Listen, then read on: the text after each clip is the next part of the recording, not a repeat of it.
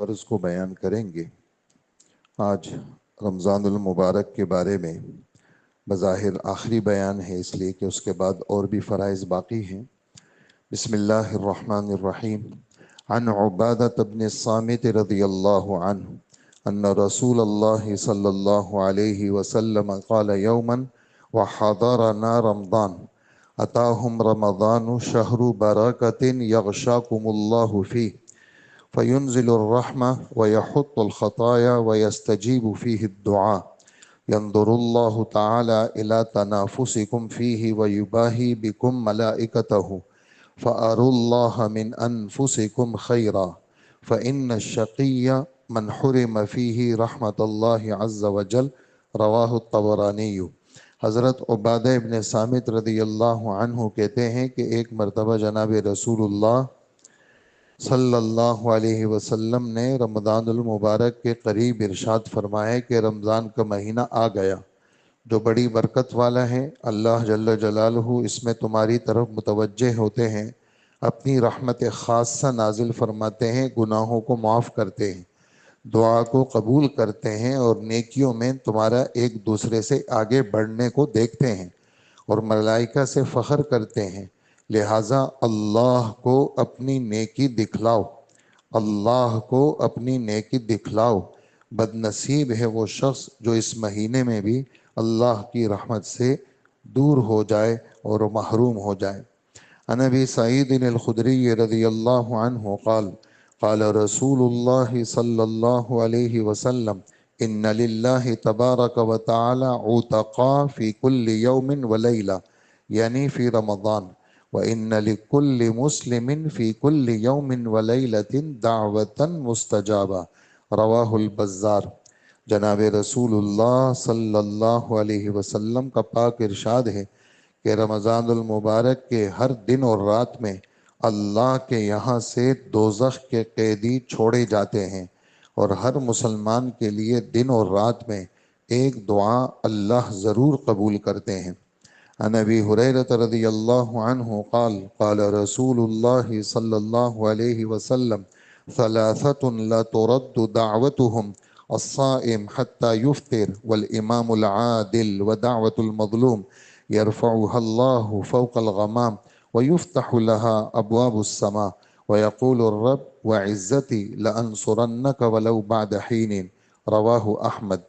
جناب رسول اللہ صلی اللہ علیہ وسلم کا پاک ارشاد ہے، تین آدمیوں کی دعا رد نہیں ہوتی، ایک روزے دار کے افطار کے وقت، دوسرے انصاف والے بادشاہ کی دعا، تیسرا مظلوم جس کو اللہ تعالیٰ بادلوں سے اوپر اٹھا لیتے ہیں اور آسمان کے دروازے اس کے لیے کھول دیے جاتے ہیں اور ارشاد ہوتا ہے کہ تیری ضرور مدد ہوگی چاہے کسی مصلحت کی وجہ سے کوئی تاخیر ہو جائے۔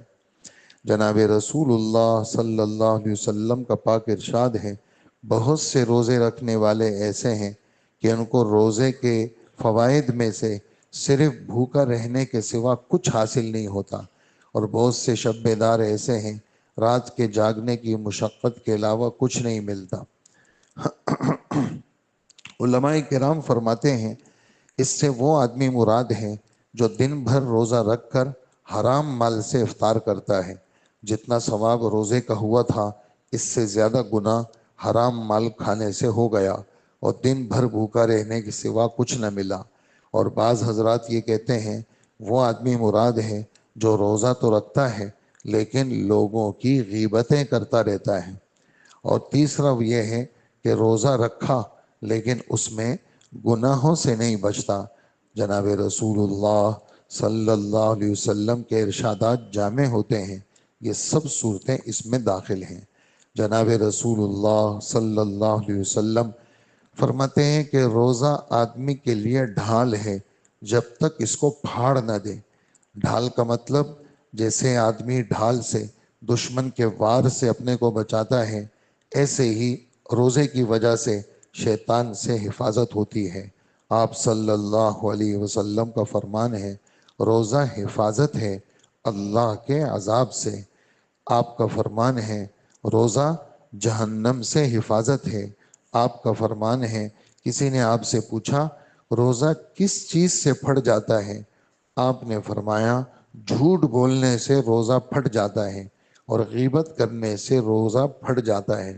اللہ پاک ہماری جھوٹ سے بھی حفاظت کرے اور اللہ غیبتوں سے بھی ہماری حفاظت کرے۔ آخری حدیث جناب رسول اللہ صلی اللہ علیہ وسلم فرماتے ہیں، جو آدمی جان بوجھ کر بغیر کسی شرعی عذر کے ایک دن کا روزہ بھی افطار کر دے، غیر رمضان کا روزہ چاہے ساری زندگی رکھے، اس کا بدل نہیں ہو سکتا۔ بعض علماء کا مذہب، حضرت علی بھی اس میں شامل ہیں، جس نے رمضان کے روزے کو بلا وجہ ضائع کر دیا اس کی قضا ہو ہی نہیں سکتی، چاہے زندگی بھر روزہ رکھتا رہے۔ لیکن جمہور علماء کہتے ہیں اگر رمضان کا روزہ رکھا ہی نہیں تو ایک روزے کے بدلے ایک روزے سے قضا ہو جائے گی، اور روزہ رکھ کر توڑ دیا تو ایک روزے کے علاوہ 2 مہینے کا کفارہ ادا کرے گا، تب اس کے ذمے سے اس کی فرضیت ساقط ہوگی۔ اور اس حدیث کا صاف مطلب یہ ہے کہ رمضان کی برکت کبھی بھی حاصل نہیں ہو سکتی اگر رمضان کا روزہ نہیں رکھا۔ یہ سب کچھ اس حالت میں ہے کہ بعد میں قضا بھی کرے، اگر رکھے ہی نہیں، جیسے اس زمانے کے بعض فاسقوں کی حالت، ان کی گمراہی کا کیا پوچھنا۔ روزہ ارکان اسلام میں سے ہے۔ ہمارے نبی نے اسلام کی بنیاد 5 چیزوں پر فرمائی ہے۔ سب سے پہلے کلمہ شہادت، پھر نماز، پھر روزہ، پھر زکوٰۃ، پھر حج۔ کتنے مسلمان ایسے ہیں جو مردم شماری میں مسلمان ہیں لیکن ان 5 میں سے ایک کے بھی کرنے والے نہیں۔ سرکاری کاغذات میں وہ مسلمان ہیں لیکن اللہ کی فہرست میں وہ مسلمان نہیں ہیں۔ یہاں تک کہ عبداللہ ابن عباس کہتے ہیں اسلام کی بنیاد 3 چیزیں ہیں، کلمہ شہادت، رمضان اور نماز۔ جو شخص اس میں سے ایک بھی چھوڑ دے وہ کافر ہے، اس کو قتل کر دینا حلال ہے۔ اگرچہ علماء نے ان جیسی روایات میں انکار کا فرمایا ہو کہ انکار کرے گا تب کافر ہے۔ جناب رسول اللہ صلی اللہ علیہ وآلہ وسلم کے ارشادات ایسے ہی لوگوں کے بارے میں ہیں، فرائض کے ادا کرنے میں کوتاہی کرنے والوں کو اللہ کے قہر سے بہت زیادہ ڈرنے کی ضرورت ہے کہ موت سے کسی کو چارہ نہیں، دنیا کی عیش عشرت بہت جلد چھوٹنے والی ہے، کارآمد چیز صرف اللہ کی اطاعت ہے۔ بہت سے جاہل تو اسی پر اکتفا کرتے ہیں کہ روزہ نہیں رکھتے، لیکن بہت سے بددین یہ بھی ہیں جو ایسے الفاظ بک دیتے ہیں جو آدمی کو کافر بنا دیتے ہیں۔ مثلا روزہ وہ رکھے جس کے گھر میں کھانے کو نہ ہو۔ اللہ کو ہمیں بھوکا مارنے سے کیا ملتا ہے؟ اس قسم کے الفاظ سے بہت بچنا چاہیے اور بہت غور سے ایک مسئلے کو سمجھ لیں۔ دین کی چھوٹی سی چھوٹی بات کا مذاق اڑانا آدمی کو کافر بنا دیتا ہے۔ ایک آدمی ساری زندگی نماز نہ پڑھے، کبھی بھی روزہ نہ رکھے، کوئی فرض ادا نہ کرے، لیکن منکر نہیں ہے تو وہ کافر نہیں ہے۔ جس فرض کو ادا نہیں کرتا اس کا گناہ ہوتا ہے، جو اعمال ادا کرتا ہے اس کا اجر ملتا ہے، لیکن دین کی کسی معمولی بات کا مذاق اڑانا آدمی کو کافر کر دیتا ہے، جس سے پوری زندگی کے نماز اور روزہ ضائع ہو جاتے ہیں۔ یہ بات بہت زیادہ قابل لحاظ ہے، اس لیے روزے کے متعلق اس طرح کا کوئی لفظ نہ کہے۔ اگر مذاق نہ بھی اڑائے تب بھی بغیر عذر افطار کرنے والا فاسق ہے، اور فقہا نے یہ وضاحت کی ہے جو شخص رمضان میں سب کے سامنے بغیر عذر کے کھائے اس کو قتل کر دیا جائے۔ لیکن آج چونکہ اسلامی حکومت نہیں ہے، ہمیں قدرت نہیں ہے، یہ کام امیر المومنین کا ہے، لیکن اس فرض سے ہم سبکدوش نہیں کہ اس ناپاک حرکت پر اظہار نفرت بھی ہم نہ کریں، اور کم سے کم اس سے تو ایمان کا درجہ ہے ہی نہیں کہ آدمی اس کو دل سے برا سمجھے۔ اللہ تعالیٰ اپنے فرما بردار بندوں کے طفیل مجھے بھی نیک اعمال کی توفیق عطا فرمائے کہ سب سے زیادہ کوتاہی کرنے والا ہوں۔ اللہ پاک دوستوں ہمیں عمل کی توفیق عطا فرمائے۔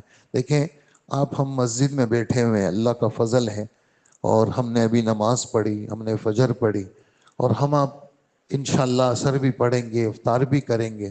نعمتوں کی بارش ہے ہم پر، لیکن کتنا بڑا مجمع ایسا ہے جو نہ روزہ رکھ رہا ہے نہ نماز پڑھ رہا ہے.